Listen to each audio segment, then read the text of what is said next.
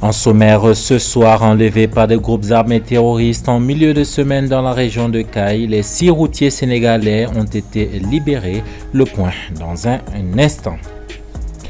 Un concert dédié au numérique, c'est le palier que Mali Digital Génération a relevé. De nombreux passionnés de nouvelles technologies ont échangé sur les enjeux de leur secteur et les opportunités d'affaires. À Afro-Basket U16 féminin, le Mali signe une seconde victoire en autant de sorties. Les Aiglons se sont imposés facilement contre la Côte d'Ivoire. Madame, Monsieur, bonsoir. Ils sont désormais libres. Les 6 chauffeurs routiers sénégalais enlevés jeudi dernier dans la région de Caille par des groupes armés terroristes. L'information a été rendue publique ce samedi par l'Union des routiers du Sénégal. Aucun détail sur les circonstances de leur libération n'a été fourni. Moussa Traoré nous en dit davantage. L'Union des routiers du Sénégal qui a lancé l'alerte vendredi. Le syndicat affirme que 6 chauffeurs sénégalais ont été enlevés au Mali par des hommes armés. Une annonce rapidement relayée et qui a semé la peur parmi les familles et au sein de la profession. Face à ces informations, le ministère sénégalais de l'intégration africaine et des affaires étrangères a réagi dans un communiqué officiel. Il dit, je cite, « À ce stade, aucun élément vérifiable ne permet de confirmer l'enlèvement signalé, ni d'établir avec certitude l'identité des personnes supposément concernées. » Fin de citation. Ce samedi, la même organisation des routiers sénégalais a annoncé à l'agence de presse africaine la libération de ces 6 routiers, sans fournir davantage de détails. Selon l'agence de presse, la confirmation de leur libération vient également du terrain. Elle dit, je cite, « Un transporteur sénégalais a confirmé que 4 de ses employés, 2 chauffeurs et 2 apprentis sont rentrés sains et saufs. » Fin de citation. Pour rappel, ce type d'enlèvement longtemps cantonné aux régions nord du Mali, notamment autour de Tombouctou, au Gao, semble maintenant émerger à l'ouest du pays, sur les routes reliant le pays à la frontière sénégalaise. Dans cette région, selon l'AFP, les terroristes ont multiplié par 7 leurs actions violentes entre 2021 et 2024, ciblant les forces de sécurité, les postes de douane et les convois sur les routes vers Bamako, la Mauritanie et le Sénégal. Cette région représente environ 80% de la production d'or du Mali et sert de corridor commercial vers le Sénégal, premier fournisseur du pays, abandonne le groupe de réflexion Soufan Center. L'information sur un tout autre plan. La première édition du concert digital s'est tenue ce 6 septembre au Mémorial Modibo Keïta, initié par Mali Digital Génération. Cette rencontre des acteurs du numérique a réuni du beau monde, en particulier les jeunes passionnés par les nouvelles technologies. Reportage d'Aminata Keïta et Assetou Boiré.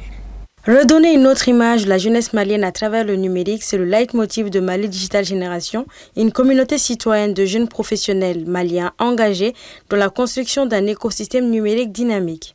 Ils ont donc initié un concert digital pour la première fois au Mali. Le numérique aujourd'hui est un langage universel, un outil transversal qui influence à la fois l'éducation, la santé, la culture et même au-delà aussi la gouvernance. Ce n'est pas un simple concert, c'est un événement inédit, éducatif et inspirant, là où les rythmes de la musique rencontrent la puissance des idées, là où la scène devient un espace de formation, de sensibilisation et bien sûr du réseautage.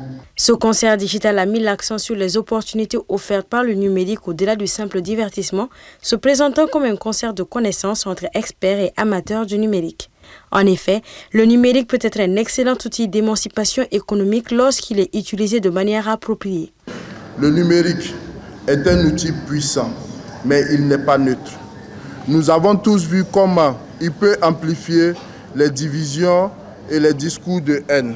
Notre objectif est de former des jeunes comme vous, des cybergardiennes, des ambassadeurs de paix ou autres, des influenceurs numériques et communautaires capables de naviguer dans des espaces complexes et d'utiliser pour le bien de tous. La mise en place d'une communauté jeune, volontaire et engagée comme Mali Digital Génération est à la fois une réponse et une alternative.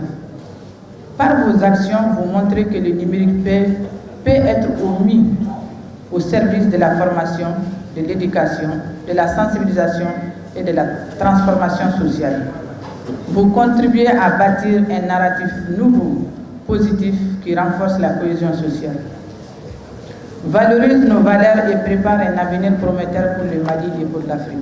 Dans le cadre de ce concert digital sur le thème « Le digital, un trésor pour la jeunesse malienne », plus de 1000 jeunes ont répondu présents au rendez-vous. Aujourd'hui, on a l'impression que les jeunes, surtout au Mali, beaucoup ne s'intéressaient pas, quand on recule, il y a 2 ans, 3 ans, beaucoup ne s'intéressaient pas au digital. Mais aujourd'hui, avec l'avancée des choses, on a vu que beaucoup de jeunes commencent à s'intéresser au digital. Et c'est quelque chose vraiment à apprécier. Et si des jeunes se sont réunis aujourd'hui, voilà, pour partager des informations sur les opportunités que le digital peut nous apporter, je crois que c'est quelque chose vraiment à soutenir. C'est sur 4 axes qu'était fondé ce concert digital: la formation, l'employabilité, l'accompagnement des startups et le lobbying. Dans l'actualité hors de nos frontières, en République démocratique du Congo, une nouvelle épidémie du virus Ebola fait au moins 16 morts sur une trentaine de cas confirmés. C'est la 16e épidémie qui touche le pays depuis l'identification de la maladie en 1976. Récit d'Assetou Boiré. En République démocratique du Congo, une nouvelle épidémie d'Ebola a été déclarée par les autorités sanitaires du pays. Elle sévit dans la province du Kasai et a déjà coûté la vie à au moins 16 personnes sur une trentaine de cas confirmés depuis août. Selon les bilans publiés par les autorités sanitaires, parmi les victimes figurent des agents de santé. Des tests pratiqués mercredi sur des échantillons ont confirmé la présence de la souche Zaïre. Il s'agit de la 16e épidémie d'Ebola enregistrée par le pays depuis l'identification de la maladie en 1976. La maladie se transmet par le fluide corporel et se caractérise par des vomissements, des fièvres, saignements et diarrhées. De 2018 à 2020, elle a tué plus de 2000 personnes en RDC. Le ministre de la Santé a déclaré que le taux de mortalité estimé à 53,6% témoignait de la gravité de la situation. L'Organisation mondiale de la santé a indiqué avoir dépêché ses experts aux côtés de l'équipe d'intervention rapide de la RDC. Dans la province du Kasai, afin de renforcer la surveillance, le traitement et la prévention de la maladie, ainsi que le contrôle des infections dans les établissements de santé.